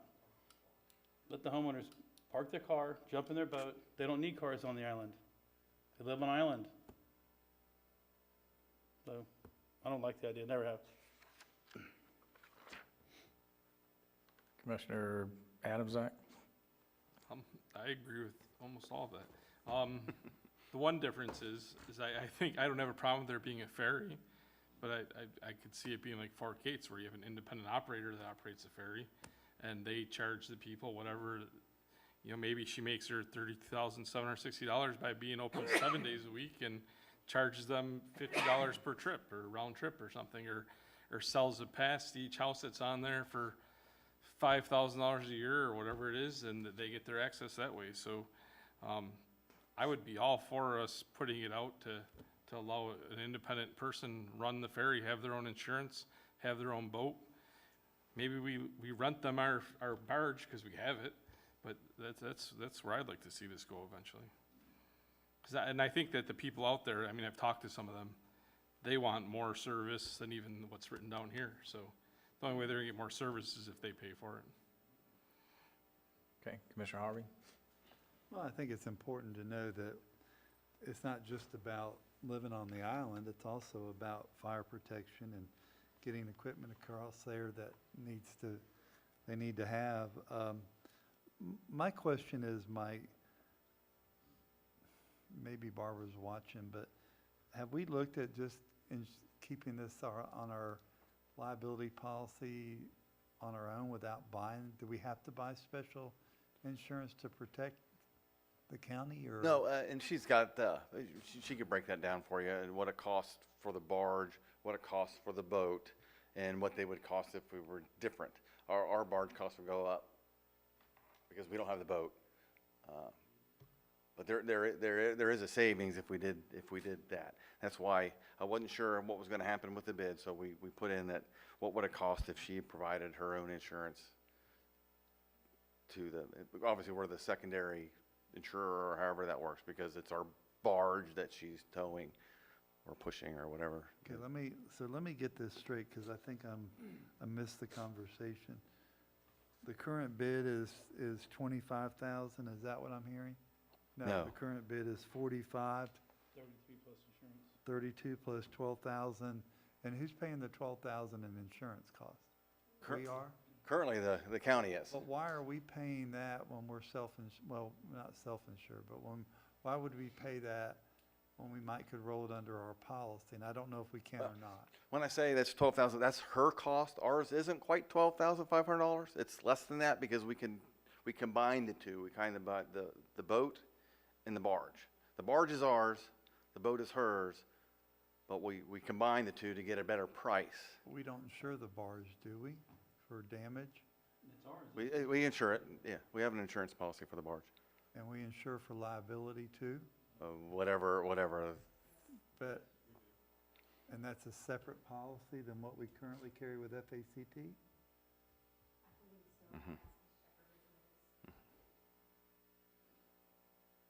Unless they need specialty coverage, and that's the only reason I'm going down that road, is I've never insured maritime insurance, so unless it needs something different for her license to be able to be used in that capacity, I don't know that. I believe it That might be does. why we're having this discussion.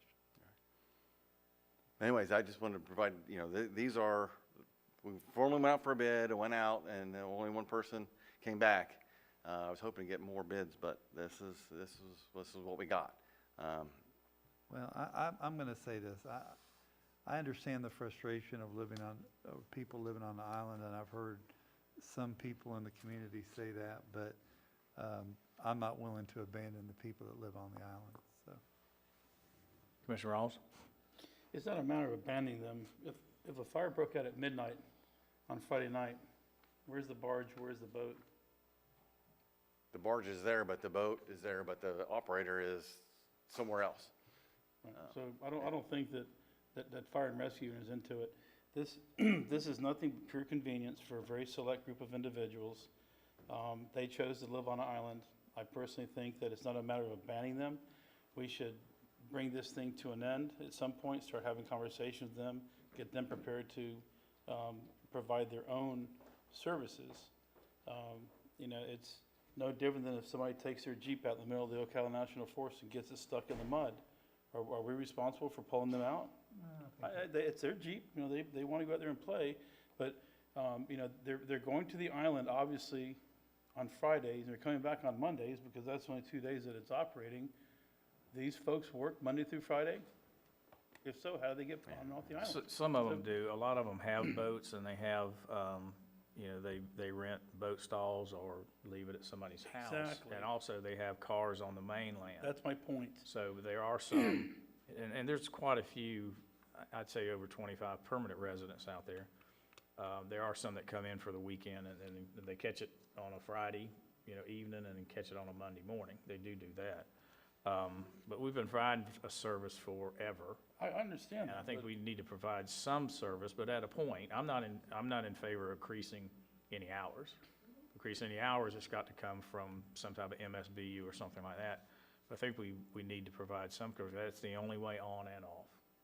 I realize that, but We maintain roads. This is their road. we tell people all the time, we're sorry, your culvert blew out. It's on your property. You know, you and I have to have that conversation next week with that gentleman. But we would tell them, there's nothing we can do for you. This is your property. This is that same type of situation where we're taking public dollars to enrich or to help or provide a service for a group of people that live on an island. I would like to live on an island. I don't live on an island.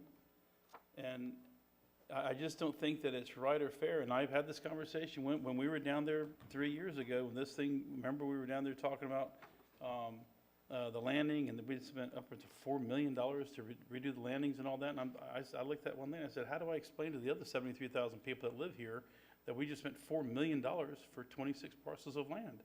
It just, to me, it seems very backwards thinking. Should somebody slip and fall off the barge? Should a boat go off the side of it if something like that happened? I would imagine we're in a liable position, insurance or not. I think that we would have a price to pay for that. But I'll vote against this all day long because it doesn't benefit but a very, very, very minute amount of people in the county. And it's only 2 days a week. Okay. Commissioner Adamsack, Yeah, so I guess. did you have, Yeah. excuse me, Commissioner Harvey, I turned his light off, I'm sorry. I'm just getting used to I this think thing the again. analogy of having a Jeep stuck in the middle of the Cal National Forest doesn't really hold water in this case because, number one, you don't own the land at the Cal National Forest. These people own the land, and they pay taxes on the land, whether they live here full-time or not. And this is, I agree with Commissioner Pickens, it's their road. It's how they travel back and to. Is it hard to have that conversation throughout the county? Yes, it's very hard. But it's no harder than any other conversations we have about roads and transportation and things in that nature. It's kind of what we got dealt with, and we got to find a solution. But abandoning these people on the island, it's not my solution for that. And until a better one comes along, I'm in favor of trying to help. Commissioner Pickens, may I, while I have the floor, can I ask Barbara the question I asked Okay. earlier? Barbara, were you watching the meeting? Okay, so you're up to tune on. Okay, thank you. Are you able to shed some light on the insurance cost for the ferry versus the county's insurance for liability and? Yeah, I heard some mention about us being self-insured, which of course Well, we're not. We're not I didn't self-insured. mean that, yeah. When you get into watercraft insurance, things like that aren't automatically covered under your regular general liability policy. So it forces us to go to a other mode of insurance. Years ago, it was automatically covered with the older barge that was smaller, and I believe Mr. Babbitt used a small boat. And then over the years, things changed, and we got a new operator, the insurance company changed. We also weren't able to provide it for the county automatically, so we purchased it elsewhere. Okay. Whenever Karen Knuble took it over, this was back several years ago, it was very costly for her to purchase it on her own. So the decision was made just to merge them all together for the sake of economics, and it's been that way ever since. Thank you. That shed light on the So issue. what is our costs for the, 12,500. No. no, our cost? The total is 16,000 something. Do you have those? So the 12.5 is actually cheaper then? I didn't bring those over here with me, but I do have the breakdown per each coverage that we have that I can send you. So if we did the 12.5 though, that gets rid of the 16, or do we have to do both? Yes, we have to cover Okay. Putnam County and the barge, and then the captain needs coverage on her and her boat. So we would still have to have a policy. Gotcha. Does she put in, that if she keeps insurance, it's 12, it costs her $12,500. And then the Putnam County's premium would probably change as well. And that's how we wound up with them being merged together. Okay. Now, still have the floor. Is that based on trips? Is that based on, how do they determine the premium?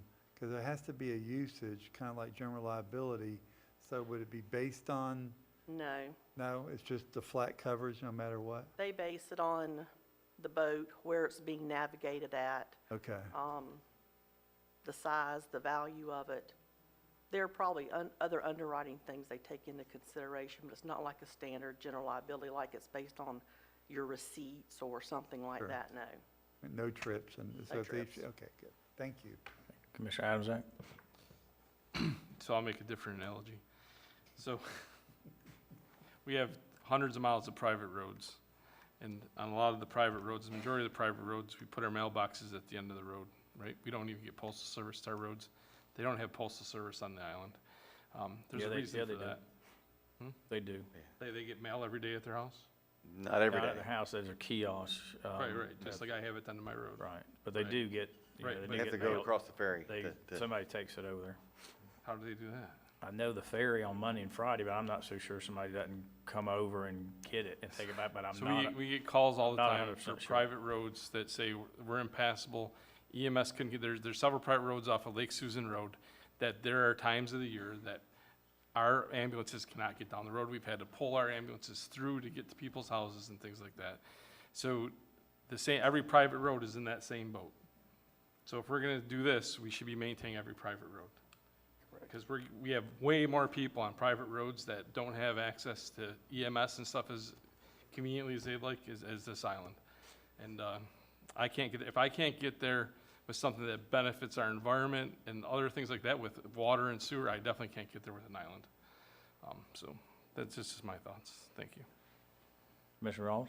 Well, restate my analogy. Your cemetery road in the Ocala National Forest. Still not on.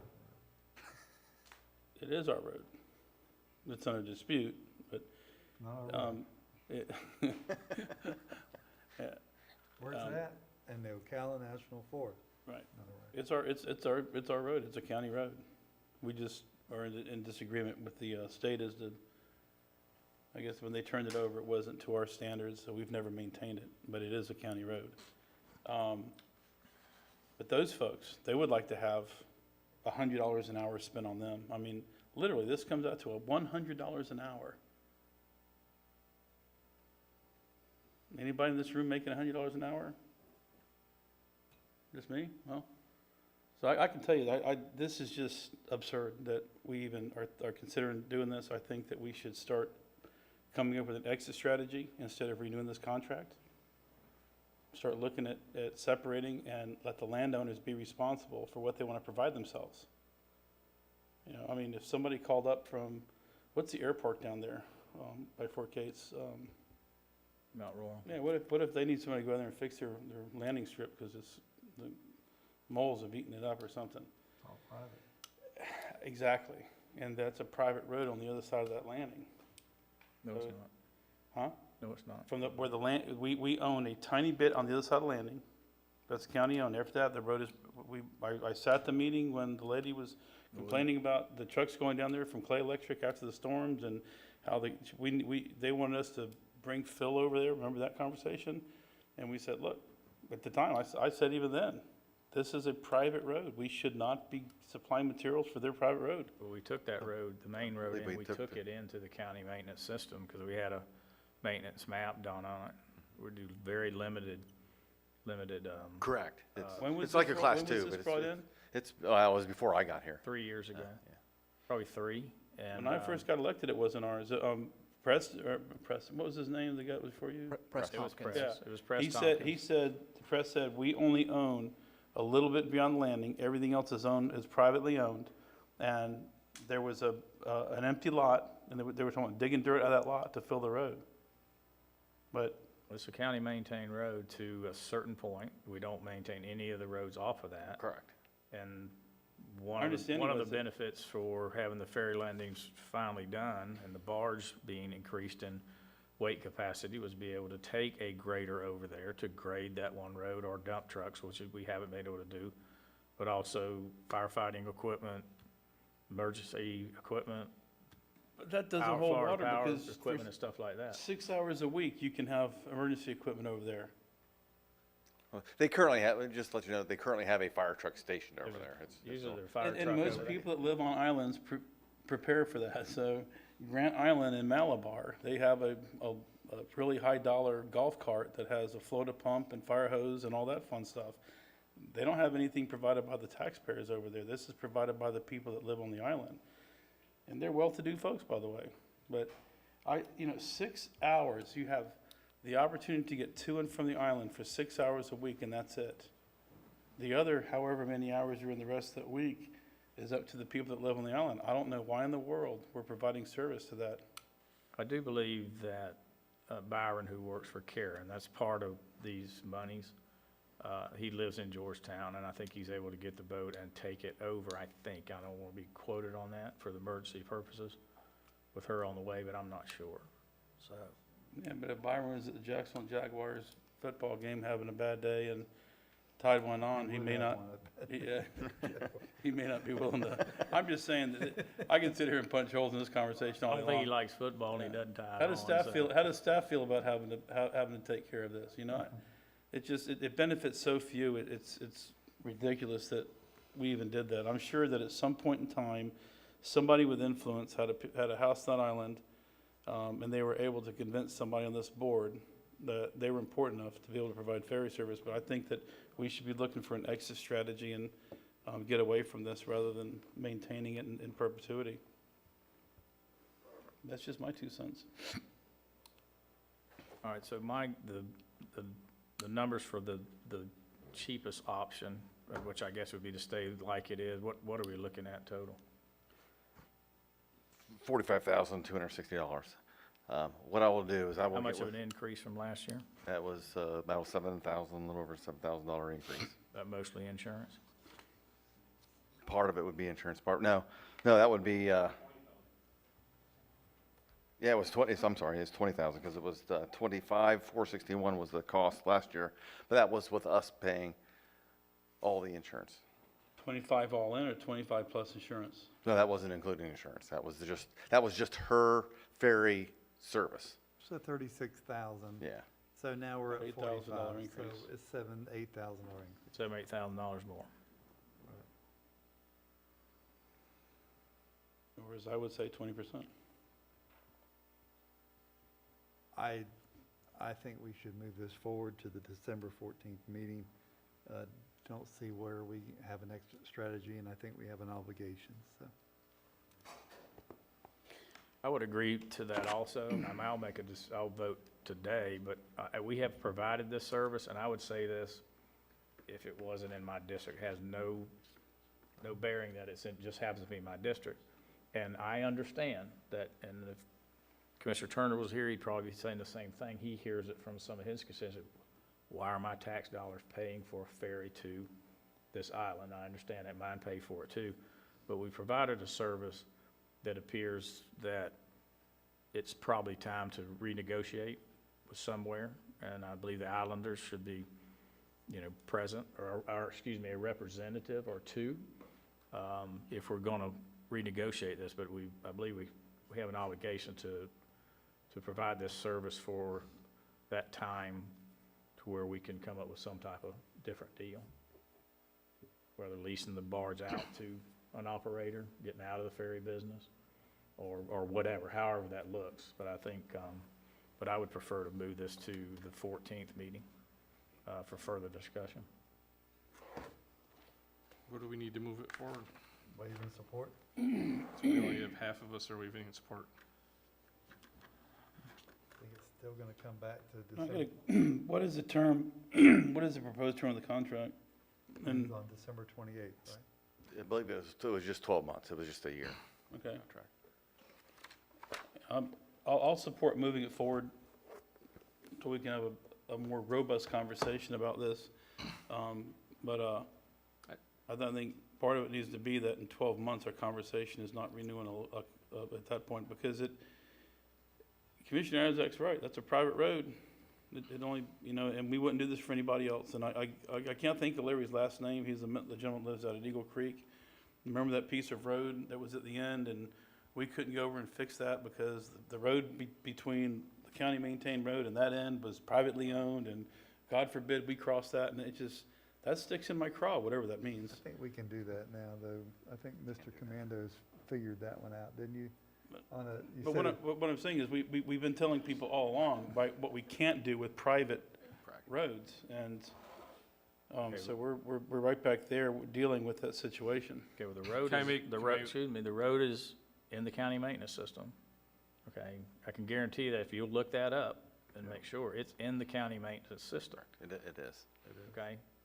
So, okay, Mr. Adams, Maybe is this potentially something, MSBU's can be used for about anything, can't they? Couldn't we That's what I was Couldn't we have thinking. the ferry be an MSBU? Right. we've had that discussion because I had mentioned, because we've been dealing with either the road or the ferry service or the ferry landings for now starting my 6th year. We're starting, okay? And some of these things are being taken care of, which is the ferry landings get done, and they should be done in a year. Okay, they said 10 months, so I give them a year. Then we're taking care of their concerns of being able to get firefighting equipment over. That about 15 years ago, that island caught on fire and stayed on fire for a long time. And so we could get the equipment over there, and then bigger well drilling equipment, all the things that they want to have over there for future expansion and construction.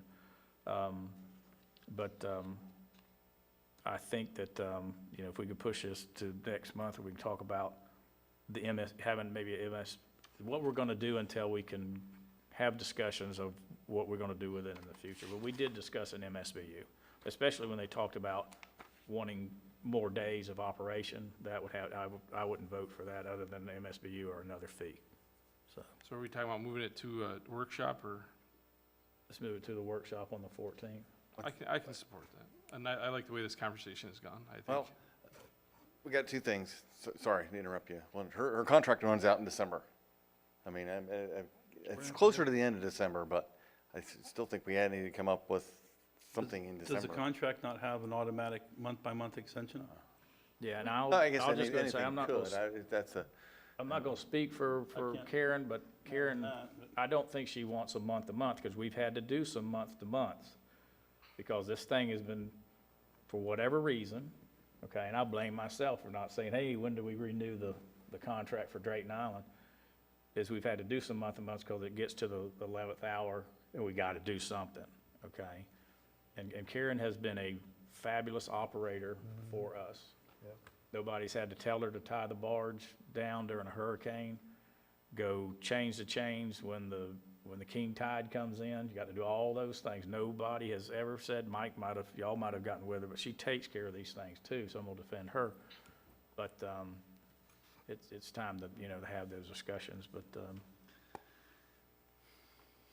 Julian, do you want to say something? I saw you shaking your head over there.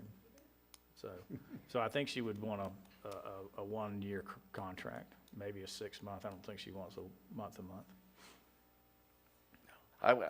I would suggest the 12-month, that's what we wanted to bring forward. It was to you guys for in December, have this discussion today and bring this forward in December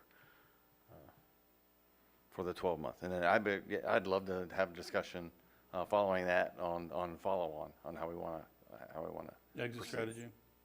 Okay, all right. We'll move it to the workshop on the 14th, correct? The workshop or the consent agenda? We can make a decision. They can, okay. We can vote on it. I'd rather do that, yeah. And by the way, we've given Class 2 roads back before. What was that pig trail that we did? What was it? Well, you weren't here, Bill, down there in Pomona Park. Something Snake Ridge? Yeah, Snake Hill Road, Snake- yeah. We just decided So, not to maintain it. Really? Well, that road doesn't compare to the Drayton Island Road. Drayton Island Road is actually, I'm just saying it's that we've actually a done it. road. We've given back a road, so. It's actually a road, so. Okay, anything else on item F? Okay, Oh, is that all you got, Mike? Yeah, so we're going to bring it back to a workshop in December. and we're gonna vote on Really it. making me stream Yeah. my brain a lot today. Okay, Yes. Yep. Yeah. okay. All right, that it? Okay, we'll open it up for public comment on miscellaneous items. Don't everybody rush to the podium. In a minute. He'll do it when he gets there. Okay, seeing none, we'll go to, Rich, you want to discuss the lease options? on Yes, the Mr. Chair, thank you. nursing Or homes? do you want to do commission comments first, or it's up to y'all? Let's go ahead and, we'll go ahead and have this. So back in June of 2019, sorry, let me take one more step back.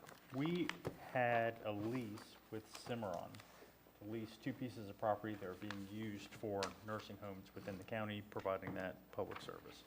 That lease is approximately 40 years old. So back in June of 2019, we represented to Cimarron that we were going to extend that lease, and they came to us this year and asked us for consent to sublet, which they have done periodically.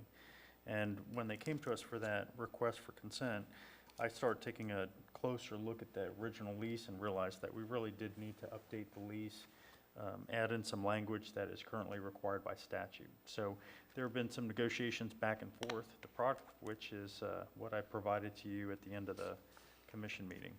So there's 2 different properties, one in Crescent City on 100 North Lake Street, and then the other property is here in Palatka on 501 South Palm. So these leases update the kind of the conditions, provisions, the expectations to match current Florida law. And they also include updated exhibits as Exhibit A on the end as to what the rent amounts will be with annual increases of 3%. Based upon our prior representation, I am asking the board to consider approving these 2 lease agreements with Cimarron Properties, and I can answer any questions. Mr. Chairman, I make a motion that we approve the 2 leases as presented. I'll second, but I have a question. Okay, we've got a proper motion by Commissioner Harvey and a second by Commissioner Rawls. And Commissioner Rawls, you have the floor. Well, under the sublet, paragraph 12, it says that, without written consent of the lessor, so we can give them permission to sublet, but then on, paragraph 2, under the permitted use, it almost, the way I read this, it says, a leasee agrees to continuously and at all times use the occupancy, use and occupy the premises during the lease term solely for the permitted as a skilled nursing facility. It almost sounds to me like if you read that, we're saying that they must continuously,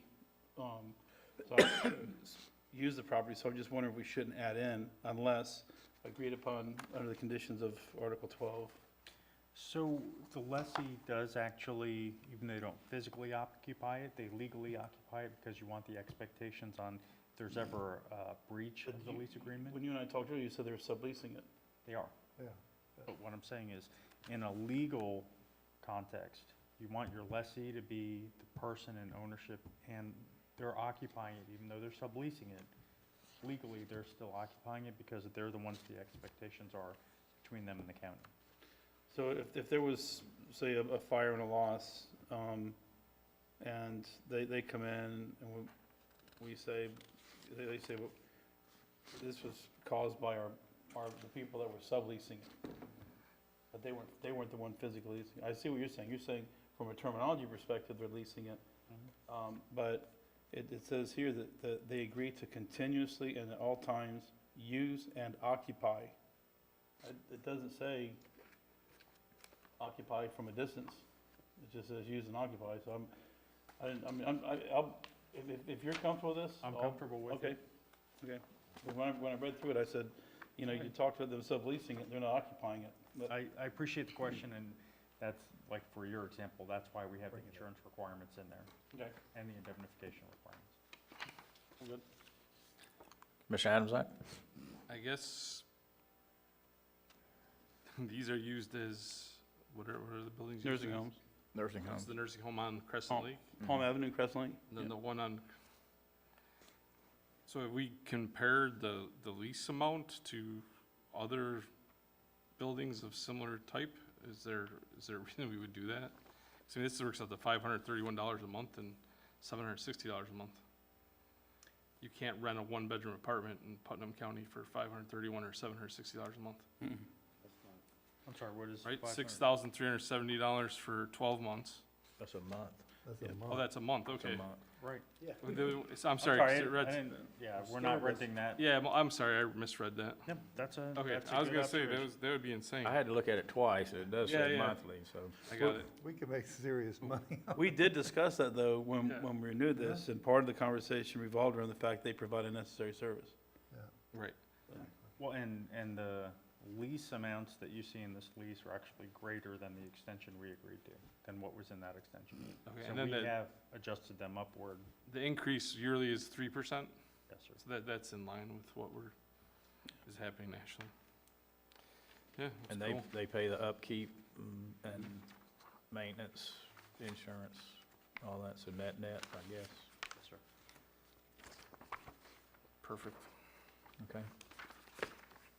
Any other questions? Comments before we vote? You thinking? Let's go for it. Okay. All right, got a proper motion, a proper second. All in favor, indicate by saying aye. Aye. Opposed, same sign. Motion passes. Okay, commissioner comments. We'll start with Commissioner Rawls. I have none, other than, just enjoy the rest of your week, have a happy Thanksgiving, and I will probably see you at one or two parades in the next week or so. Okay. Commissioner Harvey? Yeah, I have one. Thank you. Mr. Irv Shapiro came before us at 9 o'clock and submitted a card and then asked me if I would read it at 2 o'clock, at our workshop today. He lives at 205 South County Road 315 in Interlaken. His concern, Mr. Troxel, was the sidewalk along 315, and you've talked to him before, I've talked to him before. The trash that's along that section of road, because he walks that, and we have a hard time maintaining that sidewalk. So I think one day we need to have a discussion of maybe a group out there that maybe could take care of that road, or maybe enter into a agreement with the town. It is in the town of Interlaken proper, but it was put there by the Obama stimulus money that was shovel-ready projects, which is a badly needed sidewalk. It really is. It's a wonderful sidewalk, but it's hard for us to take our bat wings, get up there next to that fence and mow it. And then if we do, there's trash along that area. So I understand his concern, and I have actually taken my weed eater down there and weed eated some of it, but it's quite extensive. So he wanted me to read that in the record, and I've done that. Thank you, Mr. Chairman. Okay. Commissioner Adams-Act? Just happy Thanksgiving, everybody, and that's about all I got today. Okay, ditto on that. Hope everybody has a happy Thanksgiving. Administrator Suggs? I have nothing for the workshop, sir. If we're not going to have closing comments after the 5:05, then I'll go ahead and say it now, that this has been an outstanding year, working with you five as well as our staff and our county attorney. It's been a very productive year, and I got lots to be thankful for, and just want to make sure that you folks understand how much we do appreciate the service that we provide you five. And thank you so much, and have a happy Thanksgiving. Okay, we thank you, and we thank all the staff. There's no question about that, and all the employees of the county. Okay, if there's no further business to come before the transportation meeting, we stand adjourned. We do have a 5:05 continuation. No. Careful about that word. Okay. Remember, we do have a 5:05 continuation of our morning meeting. We stand adjourned.